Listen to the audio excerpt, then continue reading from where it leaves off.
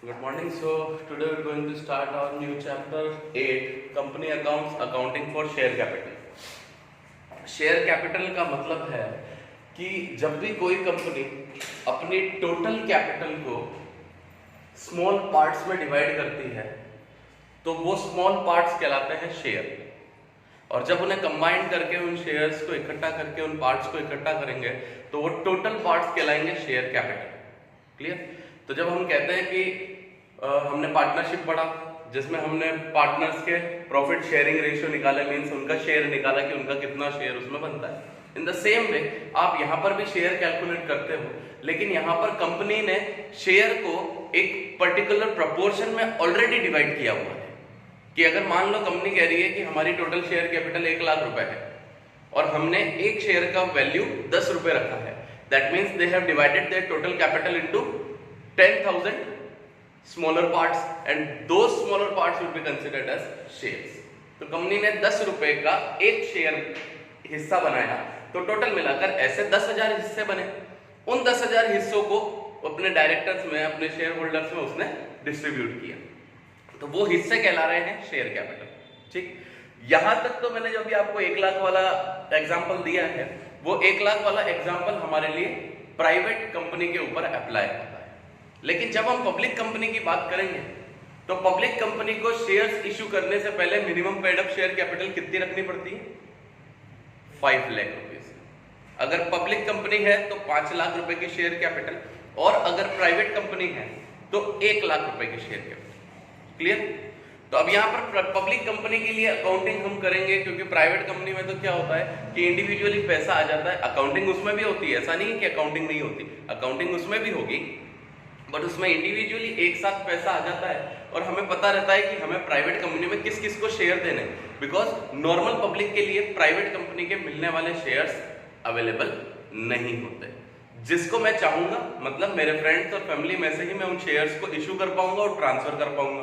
तो ऐसी सिचुएशन में मैं, जब मुझे पता है कि मुझे वो शेयर्स किसे देने हैं, तो मेरे लिए क्लैरिटी है कि ये शेयर्स सिर्फ उन्हीं को जाएंगे और उतने शेयर में उसे दूंगा। दैट मीन्स ओवर सब्सक्रिप्शन वाली क्राइटेरिया नहीं आता। ठीक ना, अंडर सब्सक्रिप्शन का आएगा।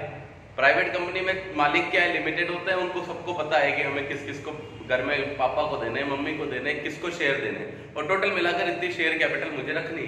तो कभी भी ओवर सब्सक्राइब वाली स्टेज या अंडर सब्सक्राइब वाली स्टेज उनके लिए नहीं होती, क्योंकि सब्सक्रिप्शन उनके हाथ के हैं कि आज जेब में पैसा इतना है तो इतना शेयर अप्लाई कर दो, उनको खुद अलॉट कर देते हैं। मींस एप्लीकेशन और अलॉटमेंट दोनों ही सेम पार्टी के हाथ में है।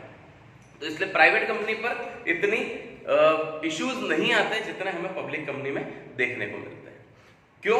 क्योंकि पब्लिक कंपनी के शेयर जनरल पब्लिक के लिए होते हैं और जनरल पब्लिक को हम मैनेज नहीं कर सकते कि भाई मुझे 1 लाख शेयर बांटने हैं या बेचने हैं या उनसे पैसा कलेक्ट करना है, तो मुझे 1 लाख जितने ही शेयर होल्डर आए।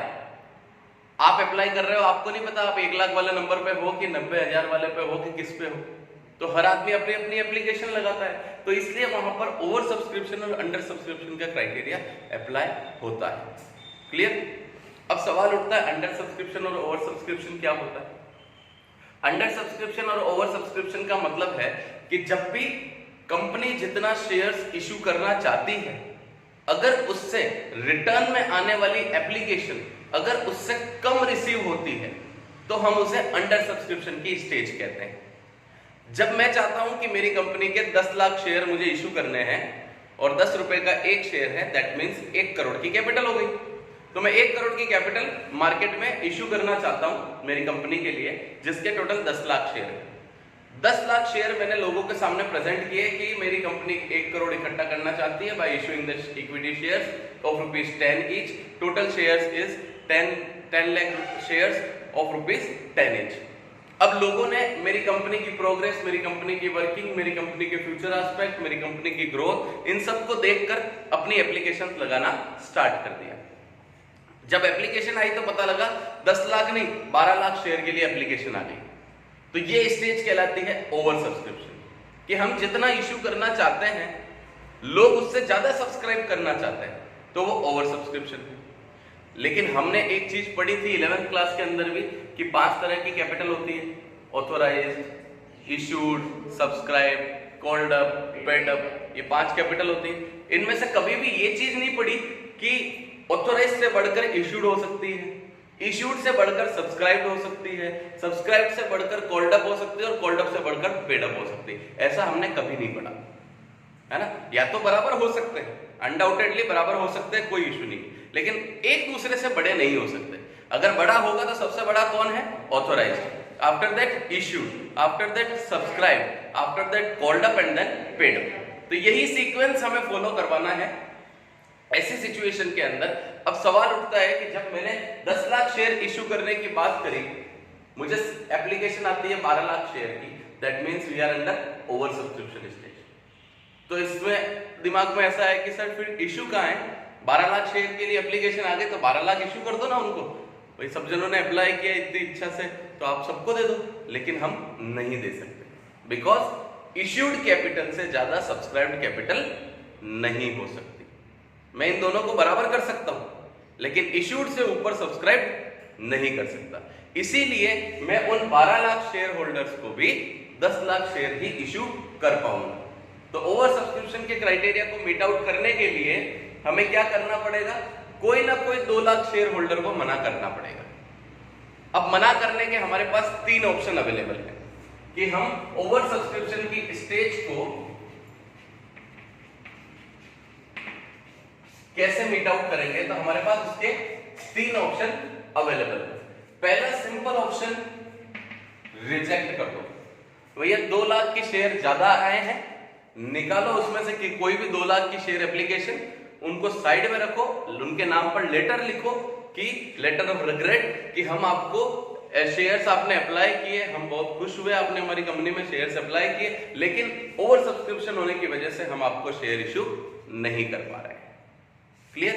तो वो 2 लाख को आपने श्योरली निकाल कर 12 में से 2 लाख अलग करे और 2 लाख को लेटर लिखकर रवाना कर दिया, बचे हुए 10 लाख को शेयर लॉट कर दिए। तो वो क्या है? पहला तरीका हमारा rejection, straight forward. 2 lakh share extra है, 2 लाख को रिजेक्ट करो, बाकी को जिन्होंने अप्लाई किया उन सबको शेयर दे दो। क्लियर? तो ये तो हुआ रिजेक्ट वाला ऑप्शन।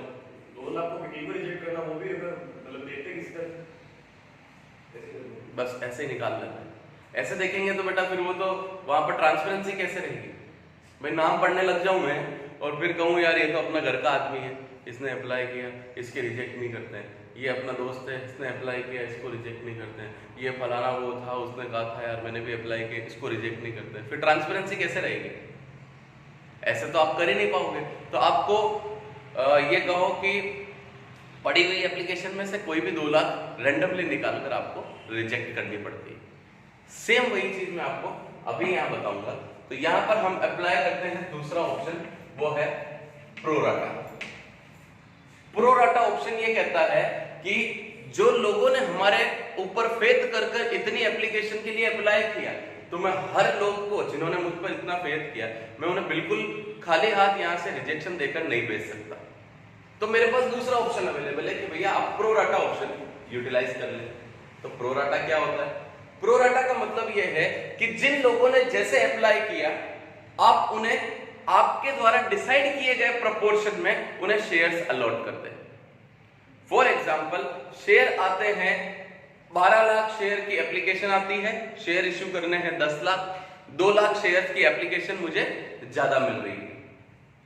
अब कोई ऐसा बंदा है जिसने 12,000 शेयर अप्लाई किए, तो मैं बाय डिफॉल्ट उसे 10,000 दूंगा।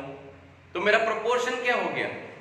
1:1.2, या ये कहें कि 1.2:1, कि जिसने 1.2 शेयर के लिए अप्लाई किया उसे 1 शेयर मिलेगा। क्लियर? इस तरह से हम उसकी वर्किंग करेंगे। अब सवाल दिमाग में आ रहा होगा सर किसी के पॉइंट में आएंगे तो आ रहा होगा ऐसा कि सर किसी ने 15 शेयर के लिए अप्लाई किया तो फिर 1.2:1 में पॉइंट हो गया। तो ऐसी सिचुएशन में जो नियरली राउंड ऑफ आपके नियर टुवर्ड्स 0, मतलब जो उससे पहले पॉइंट के बाद का फिगर को हटा दो, उससे पहले वाला जो फिगर है उतने शेयर आप अलॉट कर दोगे, बाकी बचा हुआ कहीं ना कहीं एट द एंड लास्ट वाले को पॉइंट के बाद वाला नियर टू 1 वाला फिगर उसको चला जाएगा। क्लियर? समझ रहे हो मैं क्या कह रहा हूँ? कि मान लो 3.33 आया तो इसको 3 शेयर दो, ऐसे करके 3-4 जने होंगे, तो 3.33 आया इसको भी 3 शेयर दो, 3.33 आया, अब इसको अपने को 4 देने पड़ेंगे।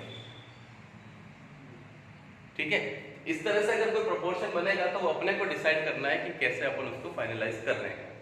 अदरवाइज आपको कोई ना कोई रेशियो डिसाइड करना पड़ेगा कि हम इस रेशियो के साथ जाकर शेयर्स को अलॉट करेंगे। तो प्रो राटा बेसिस क्या कहता है कि जिन लोगों ने हमारी कंपनी पर फेथ कर शेयर्स अप्लाई किए, उन लोगों को मुझे यहाँ पर कोई भी वर्किंग करने से पहले मुझे उनको शेयर्स अलॉट करना कंपल्सरी है।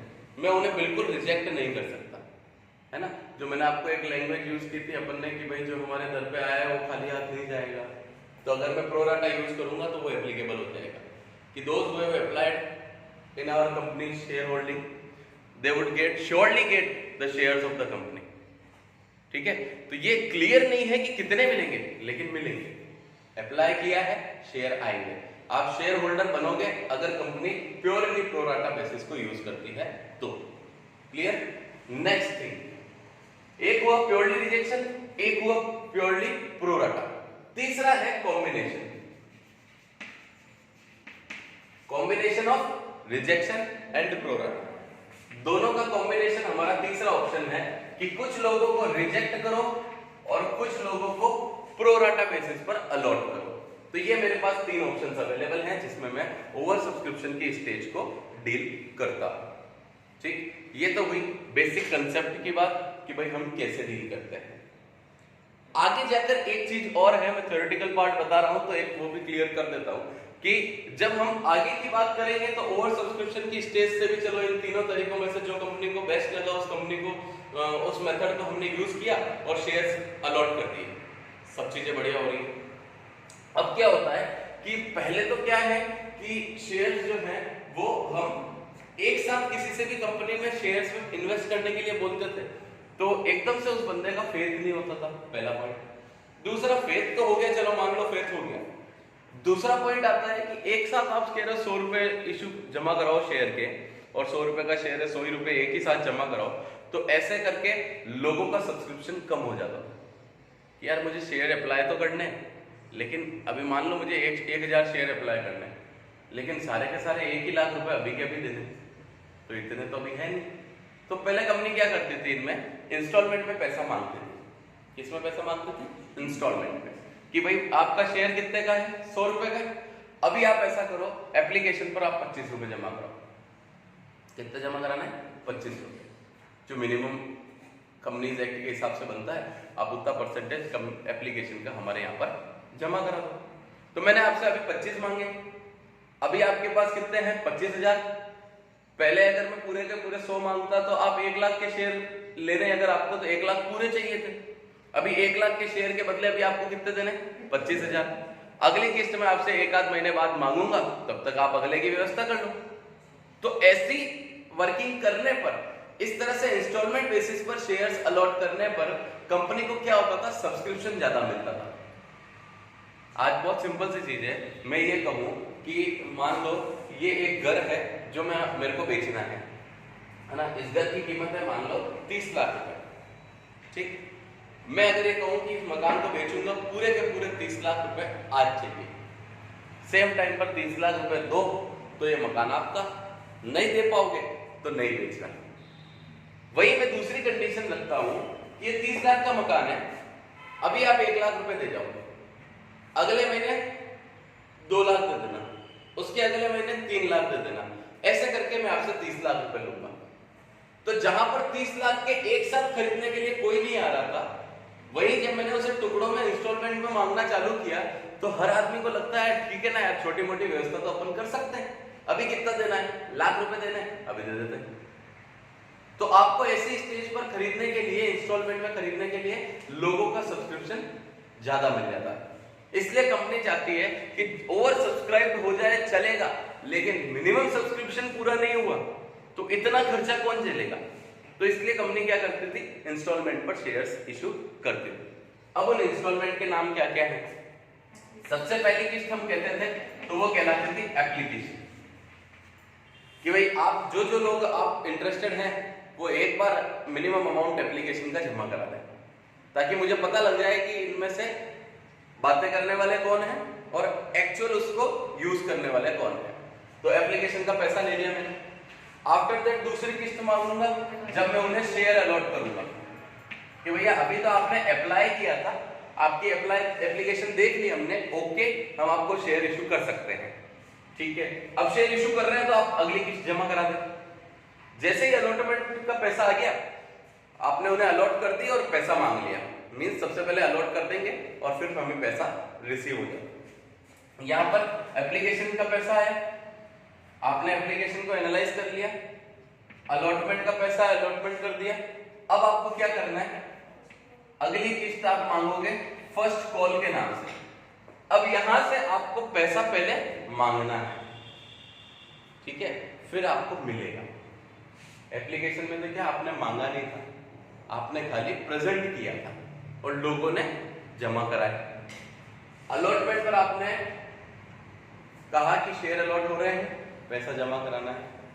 अब यहां आप सबसे पहले पैसा मांगोगे, ठीक है, तो यहां पैसा कॉल करेंगे, आफ्टर दैट लोग उसको पैसा डिपॉजिट कराएंगे। क्लियर? तो फर्स्ट कॉल पे आप अगली किस्त में पैसा जमा कराओगे। इस तरह से कंपनी चाहे उसके अकॉर्डिंग कॉल रख सकती है, जितने टुकड़े वो करना चाहे उतने कर सकते हैं। लेकिन जनरली कंपनी भी चाहती है कि भैया किस्तों में तो दे रहे हैं, भैया अपन शेयर इशू करते ही क्यों है, क्योंकि पैसों की जरूरत है। और जब किस्तों में पैसे लेने लग गए तो अपन जिस पर्पज के लिए पैसा इकट्ठा कर रहे हैं वो पर्पज ही फुलफिल नहीं होगा। तो कंपनी चाहती है किस्तों में भी रखे ताकि ओवर सब्सक्रिप्शन मिनिमम सब्सक्रिप्शन का क्राइटेरिया की टेंशन ना रहे। और कंपनी ये भी चाहती है कि समय से पैसा भी आ जाए तो पता लगे। तो इसलिए कंपनी फर्स्ट कॉल या हार्डली सेकेंड कॉल तक उसे कन्वर्ट करती है, उससे ज्यादा नहीं जाती, ठीक है। अब ऐसा मत कहना सर किसी क्वेश्चन में हमने देखा थर्ड कॉल भी थी, तो हो सकती है, वो उस कंपनी टू कंपनी वेरी करता है कि उसका बोर्ड क्या डिसीजन लेता है, उसके बोर्ड ऑफ डायरेक्टर्स ने क्या डिसाइड किया, उन्होंने क्या सोचकर पैसा इकट्ठा कर रहे हैं। हो सकता है उन्हें जहां लगाना वो भी किस्तों में लगाना, तो उन्होंने किस्तों में इधर से उठाया, इधर का पैसा उधर किस्तों में जमा कराया, तो वो कुछ भी हो सकता है। लेकिन जनरली एक ह्यूमन टेंडेंसी है कि हम जहां से पैसा इकट्ठा करना है वहां पर हम जितना जल्दी इकट्ठा हो जाए उतना ज्यादा अच्छा है। वरना क्या होता है, लोग भूल जाते हैं और फिर हमारे को वहां पर 4 फीचर वाला जो क्राइटेरिया है वो यूज करना पड़ता है। अब 4 फीचर क्या चीज है, तो यहाँ पर हमने किस्तें मांग ली, लोगों ने पैसे भी दे दिए, उनमें से कुछ ऐसे होते हैं जो जोश जोश में उस वक्त तो पैसा देकर चले गए, शेयर अप्लाई करके चले गए। जब बाद में पता लगा कि भैया अब तो और किस्तें देनी है, या ये समझ लो कि उनका जोश ना कहें, उनकी परिस्थिति कहें कि आज अच्छी परिस्थिति थी तो मैंने अप्लाई कर दिए। आपने 3 महीने बाद मुझसे किस्त मांगी कि भैया आपके वो अलॉटमेंट तो हो गए थे, फर्स्ट कॉल का पैसा है जो बाकी है जो जमा कराओ। अब अपने पास तो पैसे ही नहीं, एकदम से ऐसा कोई लॉस आ गया बिजनेस में या किसी कारण से अपन पैसा नहीं दे पा रहे, तो अब अपन फर्स्ट कॉल का पैसा नहीं दे पा रहे। तो कंपनी आपको क्या करती है, आपको रिमाइंडर लेटर भेजती है कि आप भूल रहे हैं कि आपका फर्स्ट कॉल का पैसा जमा कराना बाकी है। कब भेजती है, जब ड्यू डेट देने के बाद वो निकल जाए, उसके बाद भी अगर पैसा ना आए तो फिर कंपनी आपकी तरफ से रिमाइंडर मेल, रिमाइंडर कॉल या रिमाइंडर ईमेल या एसएमएस, इस तरह से कंपनी जो भी एक तरीका है वो अप्लाई करती है और आपको रिमाइंड कराती है कि आपका फर्स्ट कॉल का पैसा आना बाकी है। एक रिमाइंडर, 2 रिमाइंडर और तीसरा फाइनल रिमाइंडर कंपनी देती है और उसके बाद कंपनी उसमें लिख देती है कि अगर अब इस रिमाइंडर के इतनी तारीख के अंदर आप पैसा जमा नहीं कराएंगे तो आपके सारे शेयर्स जब्त कर लिए जाएंगे। जब्त का मतलब तो सभी जने समझते होंगे हिंदी में, उसी को हम इंग्लिश में कहते हैं 4 feature of shares. If you are not able to pay the required sum on a particular date or on a given date, then those shares which you are holding as a shareholder, है ना, those shares would be forfeited by the company and you lost the status of shareholder. आपके हाथों से सारे shares company क्या ले लेगी। अब मान लो ले कैसे लेगी, वे मैं तो छिपा के रख दूंगा, कैसे ले लेगी, तो कंपनी उन शेयर्स को कैंसिल कर देगी, ठीक है, लिख देगी अपने वहां पर कि ये शेयर होल्डर का ये शेयर सर्टिफिकेट नंबर है जिनको हम कैंसिल ट्रीट करते हैं because they have not paid the required sum on a particular date. ठीक, इनको हम कहते हैं 4 फीचर ऑफ शेयर्स। अब सवाल उठता है सर फोरफीचर के वक्त फिर हिसाब किताब कैसे होगा? जिस बंदे ने शेयर अप्लाई किए उसके पैसे भी वो जमा करा गया, फिर अपन ने उसके शेयर भी जब्त कर लिए, तो उनके उन पड़े हुए पैसों का क्या होगा? ठीक, तो यहां पर क्या होगा? जमा पैसे जमा, आप कुछ नहीं मिलेगा। अपनी डील हुई थी कि आप इस टाइम पीरियड पर आप मुझे पैसा देंगे, मैं आपको पूरे शेयर दूंगा। मैंने आपको रिमाइंड भी कराया, आपने मुझे उस समय पर पैसा नहीं दिया, तो आपके सारे शेयर भी जमा, आपके सारे पैसे भी जमा। तो आपके जो भी एक्सेस अमाउंट मेरे पास पड़ा है या whatever you have paid for those shares which have been forfeited, उन शेयर्स के ऊपर आपने जो भी दिया है वो सब हमारे पास जमा हो गया। अब उस शेयर होल्डर से अपना कोई लेना देना नहीं है, उसने जो जमा कराया वो सब अपने यहाँ जमा है। ठीक, हम उसे कुछ नहीं देंगे। इससे पहले बेच नहीं सकता हूँ शेयर? कैसे बेचेगा? मतलब कोई पैसा है अभी मेरी बात समझना, ये मकान बिक रहा है 30 लाख में, किस्त मांगी 1 लाख रुपए, तो 1 लाख के अंदर मैंने ये थोड़ी कहा घर के अंदर आके रहने लग जाओ। समझना मेरी बात, ये नहीं काम। जब तक किस्त के सारे पैसे नहीं आएंगे तब तक आपके नाम पे रजिस्ट्री नहीं होगी, है ना? आपके नाम रजिस्ट्री नहीं होगी तो आप कौन होते हो बेचने वाले? जब तक रजिस्ट्री नहीं होगी मकान की तब आप, मकान आपका है ही नहीं, आप तो पैसा दे रहे होगे। जब तक पूरा पैसा नहीं आएगा तब तक ये श्योरली आपके नाम पर नहीं जाएगा। क्लियर? और अगर मान लो ऐसा कर लो, आपका भी थॉट मान लेते, चलो कर लिया, जब शेयर बिकेंगे तो आपने मेरे हिसाब से बिजनेस स्टडीज में पढ़ा था कि शेयर जब भी बिकते हैं तो वो पहले कहां जाते हैं? डिपॉजिटरी के पास। डिपॉजिटरी उन्हें कहां भेजती है? कंपनी के पास, कि भैया ये शेयर बिकने के लिए आए हैं, इनके रजिस्टर ऑफ मेंबर्स में से आप नाम आगे पीछे कर लेना कि भाई राम ने इन शेयर को शाम को बेचा है, तो आप राम, आपके रजिस्टर में से राम का नाम काटो और उसकी जगह पर शाम नाम लिखो। ठीक है, कि ये पर्टिकुलर शेयर राम के थे जिसको बेचकर शाम को दे दिए गए। तो जिस दिन रजिस्टर में नाम खुलेगा तो पता लग जाएगा ना ये राम तो चोर है, पैसा ही नहीं आया इसका, अपन शेयर कहां से ट्रांसफर करेंगे? तो अपन डिपॉजिटरी को लिख कर दे देंगे भैया इसका पैसा हमारे यहाँ ड्यू, शेयर ट्रांसफर नहीं हो सकता। क्लियर? तो ऐसे बहुत सारे तरीके, ऐसा फ्रॉड नहीं हो सकता कि कोई ऐसा कर ले। अब बात अलग है कि भाई फिजिकल शेयर पड़े, मैंने, आप मेरे से पैसे मांगते हो, मैंने वो शेयर आपको पकड़ा दिया, भैया आज के बाद अपना, तो मैं तो आपको लिख के देता हूँ, इसमें मेरा कोई क्लेम नहीं है, ये शेयर आप रख लो। आप मेरे से पैसे मांगते हो, मैंने आपको शेयर चिपका दिए, बाद में पता लगा उन शेयर के तो पैसे ही जमा नहीं है, तो वो फ्रॉड होने के चांसेस तो देखो आदमी किसी से भी कैसे भी कर सकता है। लेकिन जब जेन्युइन वे में हम बात करते हैं तो यहाँ पर हमारे पास ऑप्शन जैसा अवेलेबल है उससे कंपनी को आइडिया है कि किसका पैसा बाकी है और किससे हम पैसा मांगते हैं। ठीक, तो यहाँ पर जब आपने पैसा मांगा और लोगों ने उसका पैसा नहीं दिया तो आपने लोगों को क्या लिखा कि भैया अगर पैसा नहीं दोगे तो आपका जितना डिपॉजिट अमाउंट है हमारे पास वो सब कुछ हमारे पास ही रह जाएगा, आपको कुछ नहीं मिलेगा। ऐसा नहीं कि बाद में आके आप कह दो कि वह चलो छोड़ो आपको शेयर चाहिए, आप आपके शेयर पकड़ो मेरे पैसे वापस दो, वो नहीं होगा। एक बार जो अपनी डील हो गई है, जो सौदा हो गया वो वैसा ही रहेगा। आपने जो पैसे दिए वो मेरे पास हैं और जमा है। पैसा दे सकते हो तो समय पर बचे हुए पैसे और दे दो, तो शेयर पूरे के पूरे लेके चले जाओ। नहीं दे सकते तो आज से आपके शेयर भी कैंसिल। तो उस टर्म को हम क्या कहते हैं? Forfeiture of share. अब फोरफीचर में मैंने आपको ये वर्ड बताया कि भाई जो पैसा उसने दिया है वो हमारे लिए एक्सेस है ना, जितना भी वो दे रहा है वो हमारे लिए क्या है? एक्सेस है। तो एक्सेस पैसा जो भी हमें रिसीव हो रहा है हमारे लिए तो एक तरह की इनकम हो गई, है ना, कि भाई जो चीज मैं मान लो आज इसका मकान का सौदा कर रहा हूँ, आपने 1 लाख रुपए मुझे जमा करा दिया आज जोश जोश में, मैंने आपको कहा अगले महीने 2 लाख जमा कराने हैं, अगला महीने की तारीख गई और आपके पास वो 2 लाख ही नहीं है ना।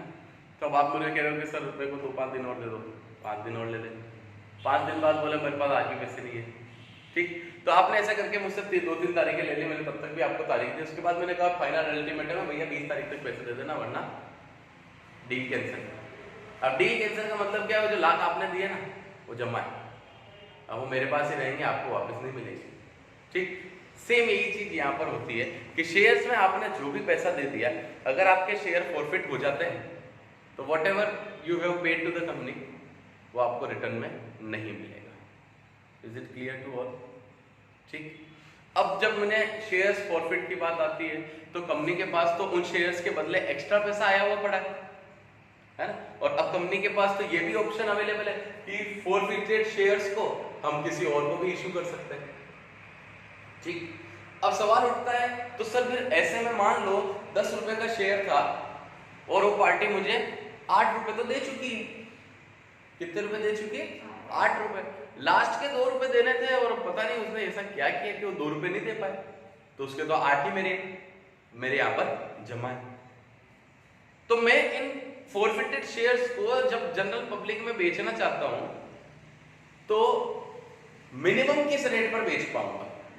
तो वो आंसर होगा 2 रुपए। ठीक। ऐसा इसलिए क्योंकि कंपनीज एक्ट 2013 ये कहता है कि companies are not allowed to issue equity shares in discount. क्या कहता है कि कंपनी को हमारी तरफ से अधिकार नहीं है कि वो शेयर्स को डिस्काउंट पर इश्यू करे। तो डिस्काउंट पर जब मैं शेयर इश्यू नहीं कर सकता तो फिर फॉरफिटेड शेयर्स भी डिस्काउंट पर नहीं जा सकते। भाई 10 रुपए का सौदा था, 8 रुपए मुझे आ चुके, तो मैं उन्हें कितने पे बेच सकता हूँ? 2 रुपए पे। तो ये जो 8 रुपए मैं अभी कम करके बेच रहा हूँ ये है, नाम उसका डिस्काउंट ही लगेगा, लेकिन ये परमिसिबल डिस्काउंट है। कौन सा डिस्काउंट है? परमिसिबल डिस्काउंट है, जो कंपनीज एक्ट 2013 मुझे परमिट करता है कि इतना डिस्काउंट आप दे सकते हो। तो सवाल मेरा ये है कि what is the maximum permissible discount available on forfeited shares? Question क्या है? What is the maximum permissible discount available on reissue of forfeited shares? तो इसका जवाब होगा amount we have received from previous share holder on those forfeited shares. मैंने जितना भी रुपए पिछले शेयर होल्डर से रिसीव किया है उतने रुपए का मैं डिस्काउंट दे सकता हूं। क्लियर? और we can say amount standing in the share forfeited account particularly in respect to the forfeited shares। भाई शेयर फॉरफिटेड में तो 5 तरह के अलग अलग शेयर का इकट्ठा हो सकता है पैसा, तो उसमें से वो अमाउंट जो हम री इश्यू करने जा रहे हैं शेयर, उनसे रिलेट करता हुआ अमाउंट जितना शेयर फॉरफिटेड अकाउंट में जमा है उतने तक का डिस्काउंट दे सकते हो। मेरी इस लाइन का मतलब समझ में आया? मान लो 5 शेयर हैं, 5 अलग अलग शेयर होल्डर है, 3 अलग अलग शेयर होल्डर है ABC, है ना। एक के 1000 रुपए जमा है, एक के 3000 रुपए जमा है और एक के 4000 रुपए जमा है। 10-10 हजार के तीनों के पास शेयर है। टोटल मिलाकर मेरे शेयर फॉरफिटेड में पैसा जमा है 8,00,000। अब मैं ए के सारे शेयर बेचने जा रहा हूँ, तो what would be the maximum permissible discount? 1000। उन शेयर्स को बेचते वक्त 1000 तक का डिस्काउंट अपन दे सकते हैं, उससे ज्यादा का डिस्काउंट नहीं दे पाएंगे। मान लो मेरी कंपनी की इतनी अच्छी डिमांड है कि ये 1000 का डिस्काउंट देने की भी मुझे जरूरत नहीं है ना, और लोग रेट टू रेट लेकर जा रहे हैं, तो ये 1000 रुपए का क्या करेंगे? This 1000 rupees would be considered as our profit and this profit is transferred to capital reserve. कहां ट्रांसफर करते हैं इसको? Capital reserve. तो whatever the amount standing in the share forfeited account and that amount has not been utilized as a discount on reissue of forfeited shares, then that amount would be transferred to capital reserve। क्योंकि माल बिक चुका है, उससे related जो extra पैसा हमारे पास आया हुआ पड़ा है, अब वो मेरे लिए प्रॉफिट है। जब तक ये माल बिकेगा नहीं तब तक मेरे लिए प्रॉफिट नहीं है। हो सकता है मुझे बेचते वक्त इतने रुपए का डिस्काउंट देना पड़े, तो फिर कौन सा प्रॉफिट? 10 रुपए की चीज को 9 रुपए में बेचा, क्योंकि 1 रुपया ऑलरेडी आ चुका था, तो आपने 10 की चीज को 10 में ही तो बेचा है, आपको कौन सा प्रॉफिट हुआ? लेकिन 10 की चीज को 10 में बेचा और 1 रुपया ऑलरेडी आ चुका है, तो मुझे 1 का प्रॉफिट हो गया। और वो प्रॉफिट कब रियलाइज होगा? जब माल बिकेगा। समझ आ रहा है ना? यही करते हैं अपन। हमने अकाउंटिंग की लास्ट ईयर भी, जब सेल करेंगे तभी प्रॉफिट रियलाइज होगा। मान लो ये चौक खरीद के लाया, मुझे बहुत सस्ते में मिल गई, 1 रुपए की एक चौक मुझे पड़ रही है और मुझे पता है बाजार में 3 रुपए में बिक रही है, तो इसका मतलब ये नहीं है कि चौक खरीदते ही मैंने 2 रुपए का प्रॉफिट अपने एज्यूम कर लिया। वो नहीं होगा। जब तक माल नहीं बिकेगा तब तक आप प्रॉफिट उसे एज्यूम नहीं कर सकते। तो यहाँ पर ऐसी सिचुएशन के अंदर यहाँ आपको 1000 रुपए आपने डिस्काउंट नहीं दिया, तो ये 1000 अब आपके शेयर री इश्यू होने के बाद प्रॉफिट है और उस प्रॉफिट को आप कहाँ ट्रांसफर करोगे? कैपिटल रिजर्व में, क्योंकि वो कैपिटल प्रॉफिट है। क्लियर? तो शेयर फॉरफिट होने के बाद जब आप री इश्यू करते हो तो री इश्यू पर आपको जो भी रिसीव होगा, जो आपने ऑलरेडी रिसीव किया हुआ है, if that amount has not been utilised for discount on reissue of share, then that amount would be transferred to capital reserve. Clear?